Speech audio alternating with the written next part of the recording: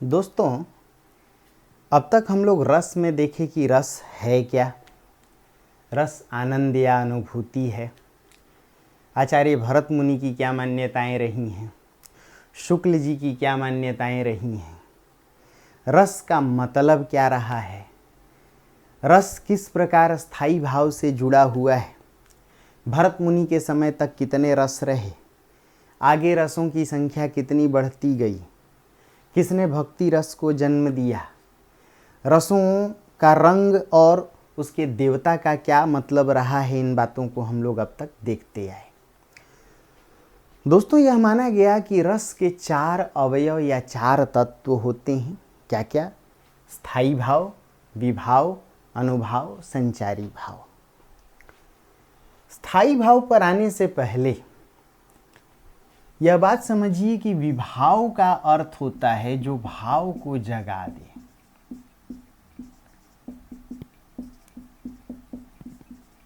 यानी जो भाव को जगा दे उसे ही विभाव कहते हैं। दोस्तों, विभाव के 2 भेद किए गए, आलंबन विभाव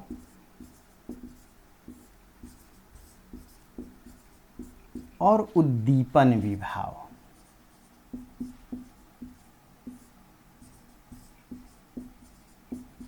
बहुत आसान है समझना। आलंब सहारा को कहते हैं। देखिए इधर, आलंब या अवलंब। कोई चीज कहीं टिकी होती है, जहां पर टिकी होती है उसे आश्रय कहती हैं, और जो वस्तु टिकी होती है उसे विषय कहती हैं। स्थायी भावों को विभाव ही जगाते हैं, और विभाव के 2 भेद किए गए, एक आलंबन विभाव, एक उद्दीपन विभाव। दोस्तों, आलंबन विभाव के भी 2 भेद किए गए, आश्रय और विषय। आश्रय का अर्थ होता है जिस हृदय में कोई भाव जगे। मान लीजिए कि मेरे मन में हास्य का भाव है, हंसी का भाव है, तो मेरा हृदय जो है वो आश्रय कहलाएगा। फर्ज कीजिए कि कोई किसी से प्रेम करता है, गोपियाँ कृष्ण से प्रेम करती हैं, राधा कृष्ण से प्रेम करती हैं, तो राधा या गोपियों के मन में प्रेम है, प्रेम का आश्रय राधा या गोपियाँ, और जिसके प्रति प्रेम हो कृष्ण विषय कहलाएंगे। तो आलंबन, कोई वस्तु कहीं टिकी हो, देखिए ये वस्तु अवलंबित है, मार्कर विषय है और हथेली आश्रय है। जिसके विषय में कोई भाव जगे वो विषय, और जिसके मन में कोई भाव जगे वो आश्रय। दोस्तों, उद्दीपन का अर्थ क्या होता है? उद्दीप्त करना, बढ़ा देना। तो बढ़ा देना का अर्थ क्या है? फर्ज कीजिए कि आप डरे हुए हों और अचानक रात को बिल्ली म्याऊं म्याऊं करने लग जाए, बिल्ली रोने लग जाए, कुत्ता भौंकने लग जाए, आप अकेले सुनसान जगह से जा रहे हो, जंगल वगैरह से, और शेर के दहाड़ने की आवाज़ आ जाए, तो जो आपके भाव को और बढ़ा दे, उद्दीप्त कर दे, उसे ही उद्दीपन विभाव कहते हैं। इसमें 2 तरह की चीज़ें होती हैं। एक तो प्रकृति, भाई प्रकृति का काम किसी भाव को बढ़ा देना, और दूसरा विषय की चेष्टाएं। फर्ज कीजिए आप किसी से नफरत करते हैं, पता चला ट्रेन में जा रहे हैं कहीं, किसी से घोर नफरत, और वह व्यक्ति अचानक आपके सामने आ जाए, आए तो आए, सामने ही वाले बर्थ पे बैठ जाए, और उसके बाद आपको देख करके आंखें चमकाना शुरू करे, उंगली दिखाना शुरू करे, तो आपका जो क्रोध है उस पर वो और बढ़ जाएगा, आपकी नाराज़गी और बढ़ जाएगी, है ना। तो आप रौद्र रूप की पराकाष्ठा में पहुंच जाएंगे, हो सकता है ट्रेन में ही आप उसे पीट दें। तो विभाव के 2 भेद किए गए, आलंबन विभाव, उद्दीपन विभाव। आलंबन के भी 2 भेद होते हैं, आश्रय आलंबन और विषय आलंबन। उद्दीपन भी दो रूपों में उभर के आता है, एक प्राकृतिक उद्दीपन के रूप में। प्राकृतिक जैसे मान लीजिए प्रेम का भाव मन में जगा हो और कोयल कूकने लगे, बसंती हवा बहने लगे, मादकता फैल जाए, तो कहेंगे कि श्रृंगारिकता और बढ़ जाएगी। और विषय की चेष्टा, अरे हाँ या ना भाई, आप किसी से प्रेम करते हो और अचानक कहीं आप पुल क्रॉस कर रहे हो और वह मिल जाए, और मिलते ही आपको देख के मुस्कुरा दे, तो प्रेम का भाव और गाढ़ा हो जाएगा। दोस्तों, अनुभाव, देखिए शब्द को तोड़ते हैं, अनुभाव, जो भाव के पीछे चले। विभाव का काम है जो भाव को जगा दे, और अनुभाव जो भाव के जगने के पीछे पीछे आए, यानी भाव के पीछे आना या अनुभव कराना। कोई भाव जगे तो इसका जो अनुभव कराए वही अनुभाव है, या भाव के जगने के ठीक बाद जो भाव आए उसे अनुभाव कहते हैं। अनुभाव के 4 भेद किए गए। पहला सात्विक अनुभाव।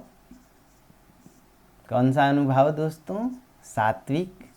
दूसरा कायिक अनुभाव, तीसरा वाचिक अनुभाव, और चौथा आहार्य अनुभाव। विभाव का काम भाव को जगाना है, अनुभाव का काम अनुभव कराना है कि भाव जग चुका है, या भाव के जगने के बाद पीछे पीछे आना है। सात्विक अनुभाव कहते हैं जो अनुभाव अपने से आए, जो भाव आपके मन में अपने आप उभर करके आए, कोई चेष्टा ना करना पड़े। कायिक जो शरीर में उत्पन्न हो, वाचिक जो वाणी में उत्पन्न हो, आहार्य जो कपड़े में। फर्ज कीजिए कि आपने किसी से प्रेम करना शुरू किया है। अब मान लीजिए कि जो आपका विषय है, आप प्रेम कर रहे हैं तो आप आश्रय होंगे, आपका जो विषय है वह अचानक आपके सामने आ जाए, और अभी थोड़ी देर पहले आप अपने दोस्त को फूहड़ गालियां दे रहे थे, उसके आते ही आपकी वाणी संयमित हो जाती है, आप मीठे तत्समी शब्दों का प्रयोग करने लगते हैं, आपकी सलीलता उभर कर आने लगती है, आप पूरी तरह शालीन दिखाई पड़ते हैं, शब्दों में मर्यादा उभर करके आती है, तो उसे कहेंगे कि ये वाचिक अनुभाव है, वाणी बदल जाती है। भाई अब तक आप ट्राउजर वगैरह में, पैजामा में, जैसे तैसे नाड़े वाले में घूम रहे थे, लेकिन जैसे आपने अपने विषय को देखा तो आप वेल ड्रेसअप हो गए, आपके कपड़ों का रंग ढंग बदल गया, तो उसे आहार्य अनुभाव कहते हैं। कायिक शरीर में बॉडी लैंग्वेज का बदल जाना, इसीलिए माना गया कि अनुभाव के भी कई भेद किए गए। ये चारों भेद में सात्विक अनुभाव के भी 8 उपभेद किए गए। क्या क्या? सात्विक अपने आप आते हैं। पहला स्वेद, पसीना आना। मान लीजिए कि आप क्रोध में हैं, भय में हैं, पिताजी अचानक आ जाएं। अब पिताजी के आने से जो एक तो भय है आपके भीतर का, उस भय का अनुभाव क्या है? आप पसीने से तरबतर हो जाएंगे। दूसरा स्तंभ, जड़ित हो जाना। कुछ भाव ऐसे होते हैं, जैसे मान लीजिए करुणा का भाव है, शोक का भाव है, या कई बार ऐसा होता है कि आश्चर्य के भाव में भी, कई बार विभत्स के भी भाव में। ऐसे में आप जड़ हो जाते हैं, वहीं के वहीं खड़े रह जाते हैं, आपकी पलकें फटी की फटी रह जाती हैं, निर्निमेष पलक अनिमेष पलक देखते रह जाते हैं।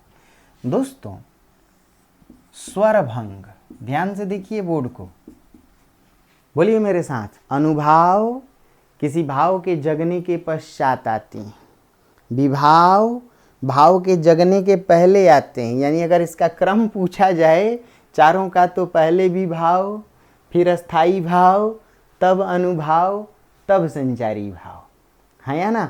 तो विभाव भाव को जगाते हैं, भाव के जगने के पश्चात अनुभाव आते हैं। अनुभाव के भी 4 भेद होते हैं, सात्विक अनुभाव, कायिक अनुभाव, वाचिक अनुभाव और आहार्य अनुभाव।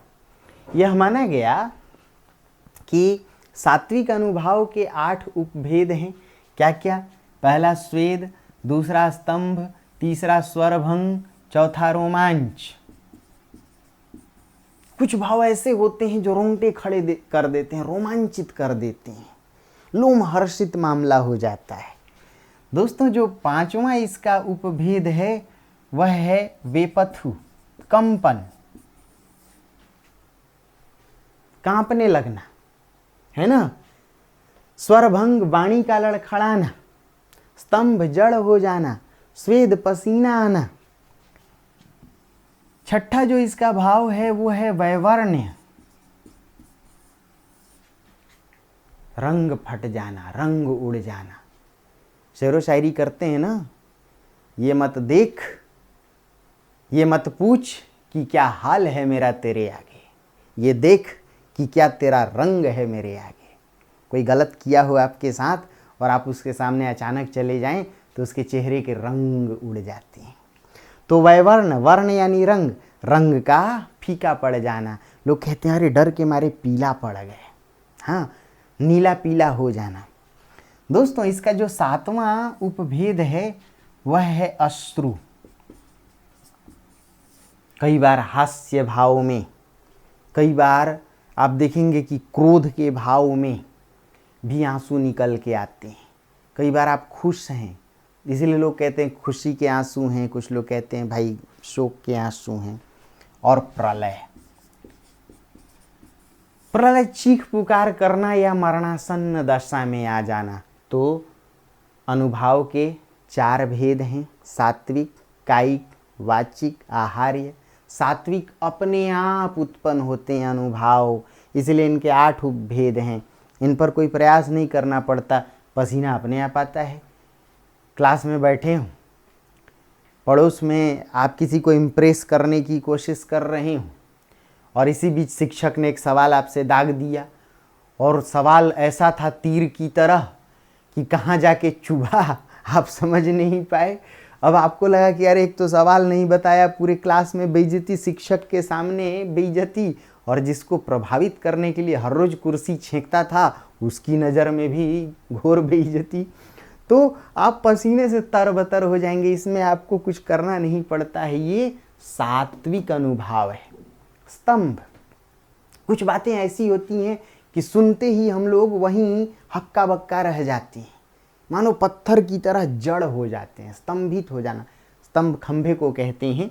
स्वरभंग, कुछ भाव ऐसे होते हैं जैसे डर है या बहुत खुशी हो, उस समय होठ फड़कने लगते हैं, कंठ विह्वल हो जाता है, कहना चाहते हैं कुछ बातें, कुछ निकलती हैं, उसे स्वरभंग। रोमांच, रोंगटे वगैरह खड़े हो जाना। वेपथु, भाई कांपना, प्रकंपन, डर के मारे थर थर कांपने लगना। वैवर्ण, रंग का फट जाना, चेहरे के रंग का उड़ जाना। अश्रु, आंसू गिरना। प्रलय, मरणासन्न दशा में चीख पुकार, कातर पुकार, विलाप करना, उस दशा में पहुंच जाना। दोस्तों, कायिक अनुभाव के भी 4 उपभेद किए गए। कायिक अनुभाव देखिए यहां लिख रहे हैं, कायिक के 4 उपभेद किए गए। भ्रू विक्षेप, भ्रिकुटी तान लेना शरीर में। भाई आप किसी से नाराज हैं तो भी हम लोग भ्रिकुटी टेढ़ी कर लेते हैं, है या ना। किसी को इशारा करना हो, किसी पर कटाक्ष करना हो तो भी। दोस्तों, उच्छ्वास, लंबी सांस लेना, आहें भरना। कटाक्ष, व्यंग करना। और इंगित, कुछ इशारा करना। तो जो कायिक अनुभाव है इसके भी 4 उपभेद हैं। कोई भाव जगा, उसके जगने के पश्चात जो अनुभाव उत्पन्न हुआ उसके 4 भेद। क्या क्या? सात्विक, कायिक, वाचिक, आहार्य। सात्विक अपने आप जन्म लेते हैं, कायिक शरीर में जन्म लेते हैं, वाचिक वाणी में, और आहार्य कपड़े में, वस्त्र परिधान में। संचारियों को अस्थाई भाव कहा जाता है, क्योंकि ये संचरण करते हैं, आते जाते रहते हैं, एक जगह टिकते नहीं हैं। इसीलिए इन्हें क्षणिक या इन्हें व्यभिचारी भाव भी कहते हैं। बोर्ड अगर ना दिख रहा हो तो भी सुनते जाइए।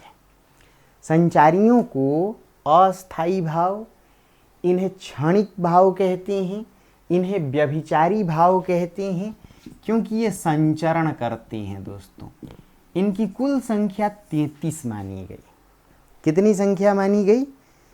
आचार्य देव एक रीतिकालीन आचार्य भी थे, कवि भी थे। पूरा नाम आचार्य देवदत्त देव था। उन्होंने एक 34वें संचारी की चर्चा की छल के रूप में। उन्होंने एक 34वें संचारी की चर्चा की छल के रूप में। दोस्तों, इन भावों को समझने के लिए कुछ विशेष सूत्रों के साथ हम लोग आगे बढ़ेंगे। जैसा कि हम लोग देखें कि स्थायी भाव और इन्हीं से रस जुड़ा होता है। तो जैसे भाव है, मान लीजिए रति, उसी से रस श्रृंगार जुड़ा हुआ है। जैसे भाव है, मान लीजिए हंसी, उसी से हास्य रस जुड़ा हुआ है। जैसे भाव है ओज या जोश, उसी से रस वीर रस जुड़ा हुआ है। तो स्थायी भाव सीधे रस की उत्पत्ति करते हैं, लेकिन अस्थाई भाव को जन्म देने में क्या क्या सहयोगी हैं? विभाव। विभाव से स्थायी भाव जन्म लेते हैं, और अस्थाई भाव के जन्म लेने के पश्चात अनुभाव और संचारी भाव आते हैं, जिनके माध्यम से यह पता चलता है कि आश्रय के शरीर और मन पर कोई प्रभाव पड़ा क्या। तो शरीर और मन के प्रभाव को देख करके ही हम समझ पाते हैं कि फलाने के मन में किस प्रकार की अनुभूति चल रही है। क्या वह क्रोध में है, क्या वह घृणा में है, क्या वह प्रेम में पड़ा हुआ है, क्या वह विस्मय में पड़ा हुआ है, कहीं वह विभत्स का तो शिकार नहीं है, कहीं वह शोक का शिकार तो नहीं है, कहीं शांत भाव, निर्वेद भाव, दुनिया छोड़ करके कहीं पहाड़ पर तो नहीं जाना चाहता समाज छोड़ करके। मतलब सबसे पहली बात कि स्थायी भाव से सीधे रस जुड़े होते हैं, लेकिन अस्थाई भाव को विभाव जगाते हैं। स्थायी भाव के जगने के पश्चात अनुभाव और संचारी भाव आते हैं। दोस्तों, रसों में जो सबसे महत्वपूर्ण रस है वो श्रृंगार रस है, और श्रृंगार रस को रसराज कहा गया। रसों का राजा। श्रृंगार रस को रसों का क्या कहा गया दोस्तों? राजा।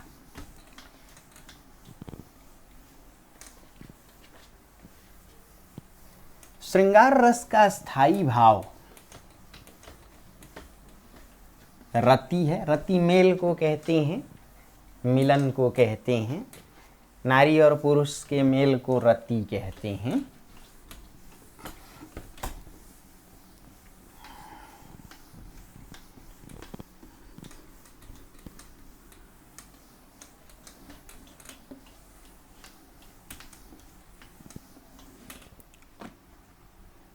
आइए इनको एक एक करके देखा जाए।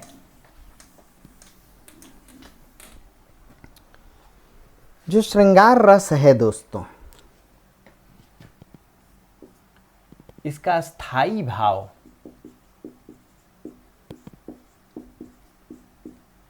रति है। श्रृंगार रस को साहित्य में रसराज कहा गया। क्या कहा गया? एक तो याद रखिए, श्रृंगार लिखते कैसे, कई बार परीक्षाओं में पूछता है। यही श्रृंगार शुद्ध है। श्रृंगार रस के दो भेद किए गए, संयोग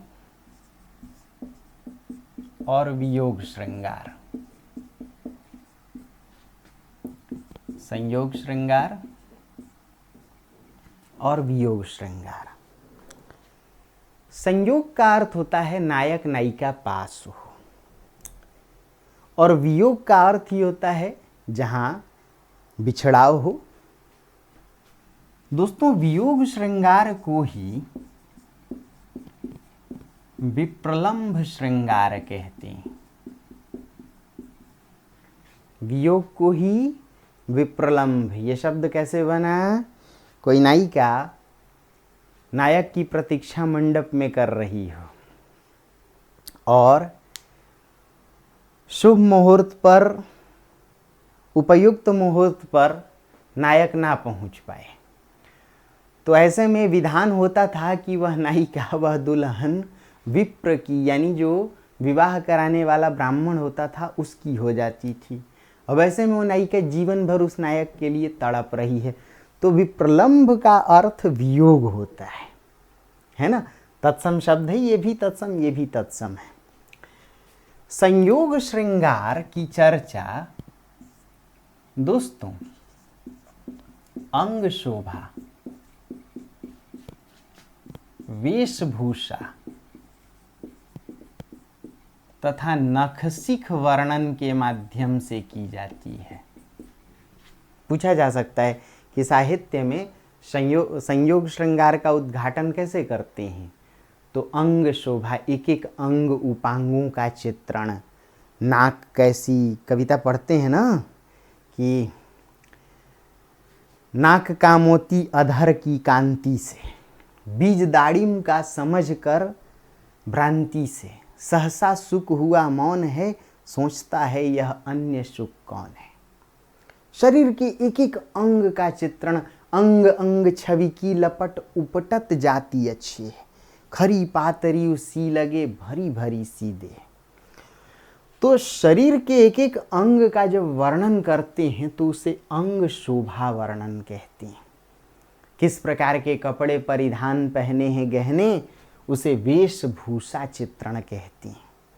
और शरीर के सभी अंगों उपांगों का, नाखून से लेकर शिखा तक, नख से लेकर चोटी तक, यदि संपूर्ण चर्चा की जाए तो उसे नखशिख वर्णन। संयोग श्रृंगार में नायिका के सौंदर्य का चित्रण किया जाता है, क्योंकि सजना है मुझे सजना के लिए। नायिका कब सजेगी? जब वह वासक सज्जा नायिका हो, अभिसारिका हो, यानी उसका नायक पास हो, उसका प्रेमी उसके पास हो, मिलने जाना है, या संयोग मिलन के समय ही नायिका सजेगी। इसीलिए संयोग श्रृंगार में वेशभूषा, नखशिख चित्रण, अंग शोभा वर्णन का प्रयोग किया जाता है। जो वियोग श्रृंगार है, मान लीजिए नायिका नायक से दूर है, तड़प रही है, तो नायिका अगर तड़प रही है तो पता कैसे चलेगा भाई उसके हृदय में किस प्रकार का विक्षोभ है, उसके शरीर में कैसे परिवर्तन है।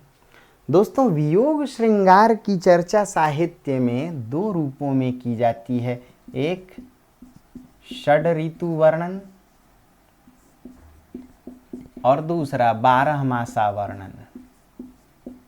ध्यान से सुनिएगा, वियोग दो रूपों में उद्घाटित होता है। जायसी की कविता को पढ़िए आप, दोनों का सहारा है, 12 मासा चित्रण का सहारा है।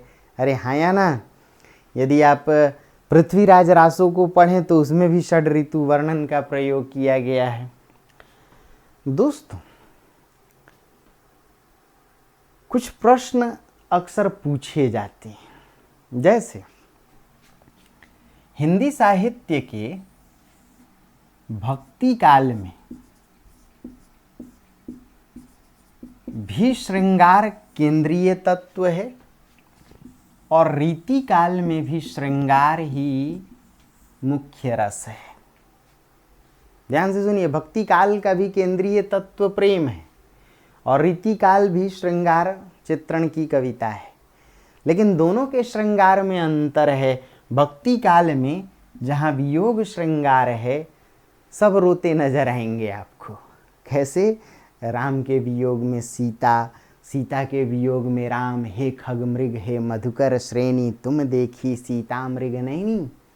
कृष्ण के वियोग में गोपियाँ, राधा अति मलिन वृषभानु दुलारी। हरि श्रम जल अंतर तनु भीजे, ता लालच न धुआवत सारी। ऐसे ही जायसी की कविता में भी वियोग है। रत्नसेन के वियोग में कभी नागमती, तो कभी पद्मिनी के वियोग में रत्नसेन, तो कभी रत्नसेन के वियोग में पद्मिनी नागमती दोनों। ऐसे कबीर की कविता में भी वियोग है, तड़प है। अंखड़ियाँ झाई पड़या, पंथ निहारी निहारी। जिभड़ियाँ छाला पड़या, नाम पुकारी पुकारी। बिरह कमंडलु कर लिए बैरागी दो नैन, मांगे दरस मधु करी छके रहे दिन रैन। तो कृपा करके दो बात याद रखिए, भक्ति काल में भी श्रृंगार है, रीति काल में भी श्रृंगार है। रीति काल की कविता सामंती थी, इसलिए वहाँ सौंदर्य का चित्रण है। सामंती समाज में वियोग नहीं होता है, क्योंकि एक जाएगी दूसरी आएगी। अरे हाँ, मजाक नहीं कर रहा हूँ। सामंती समाज हरम व्यवस्था पर आधारित, अंतःपुर व्यवस्था पर, जहाँ बहुपत्नित्व और बहुप्रेयसित्व की परंपरा, बहुविवाह की परंपरा, इसीलिए वहाँ वियोग कम है, संयोग अधिक है। तो रीति काल में संयोग, भक्ति काल में वियोग। दोस्तों, अब इससे महत्वपूर्ण बात कुछ और समझिए। जो वियोग श्रृंगार है, इसके 4 भेद किए गए। वियोग श्रृंगार की 4 दशाएं मानी गई या 4 भेद किए गए। ध्यान से सुनिएगा। वियोग श्रृंगार की 4 दशाएं मानी गई। क्या क्या? पूर्वराग वियोग, मान वियोग, प्रवास वियोग और करुण वियोग।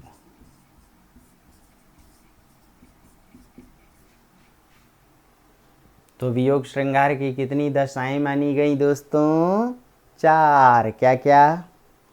पूर्वराग, वन साइडेड लव, और उससे वियोग। आप किसी को प्रेम करते हैं, सामने वाले को बिल्कुल खबर नहीं, तो गाना गाना पड़ेगा ना, ऐ बेखबर ऐ बेखबर। अब भाई उसको खबर नहीं और आप उससे प्रेम कर रहे हैं, तो ये वन साइडेड, वन डायमेंशनल प्रेम होगा। ऐसे में वियोग झेलना पड़ेगा। इसीलिए उस वियोग को, वियोग के ये 4 भेद हैं, 4 दशाएं, पूर्वराग वियोग कहती हैं। मान वियोग दोस्तों कृत्रिम वियोग होता है। ये कैसा वियोग होता है? क्यों? क्योंकि इसमें जबरदस्ती वियोग मोला जाता है। आप किसी से प्रेम करते हो, उसने आपको कोई कड़वी बात कह दी, बहुत दूर जाने की जरूरत नहीं, घर में देखते हैं अपने यहाँ माता पिता।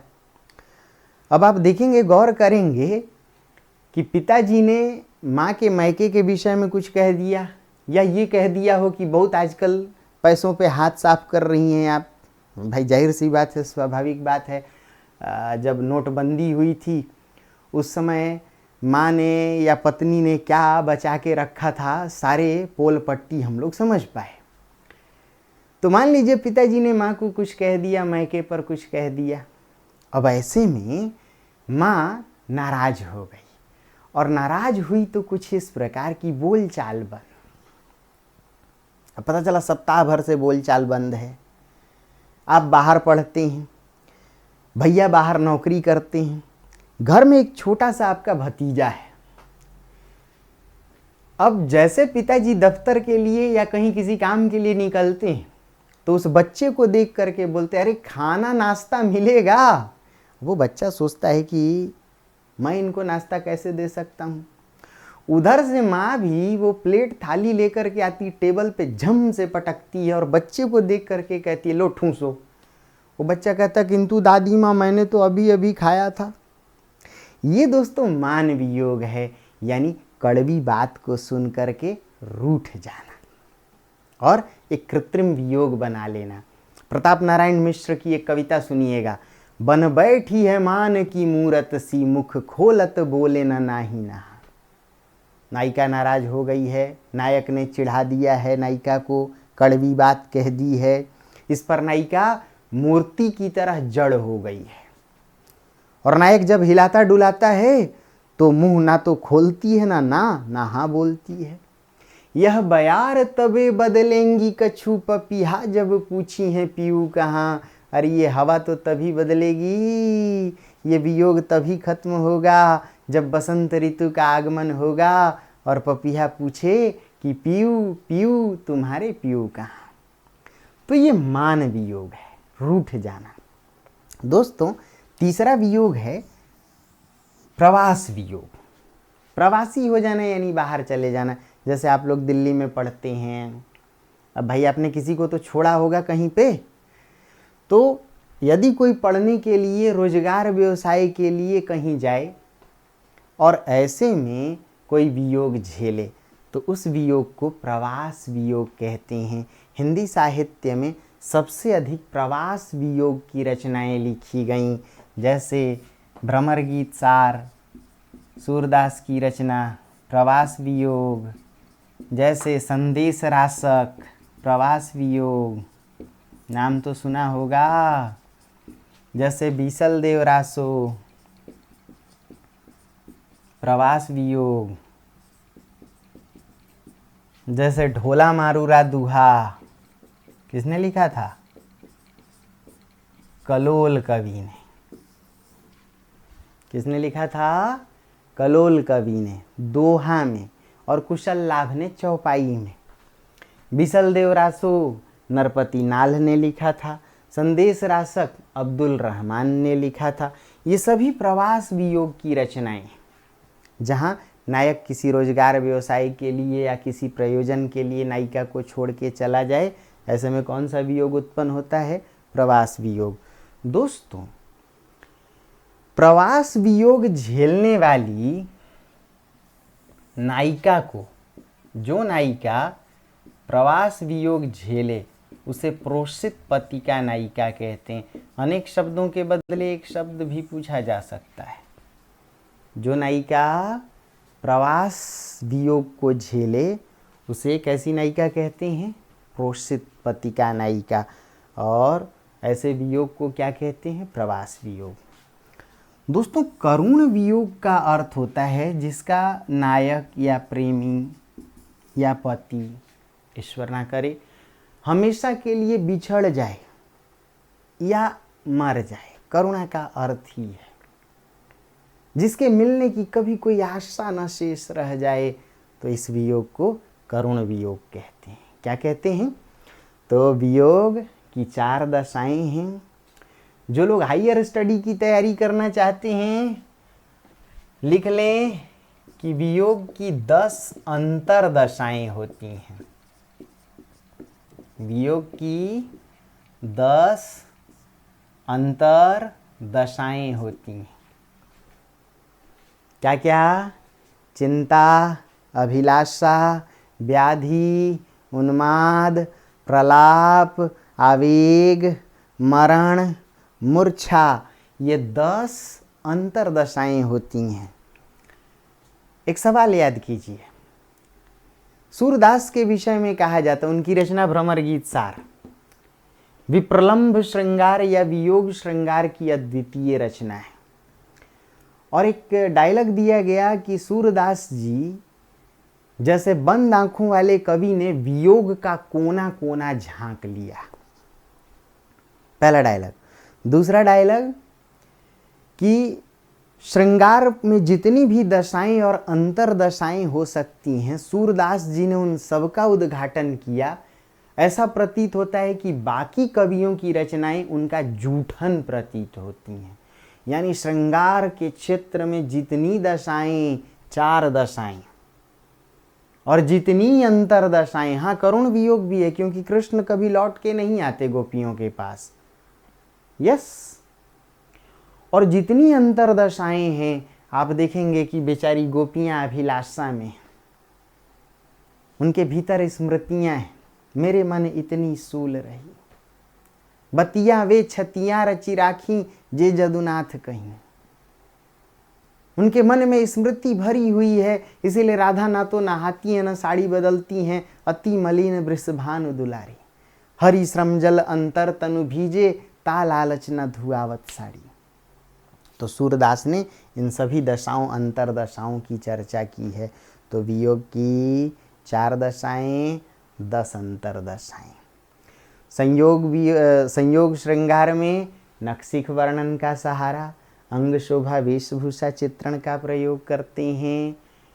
वियोग श्रृंगार में 12 मासा षड ऋतु वर्णन, 12 महीने नायिका पर क्या प्रभाव पड़ रहा है, 6 ऋतुओं में उस पर क्या प्रभाव, उसको छोड़ के नायक चला गया हो तो।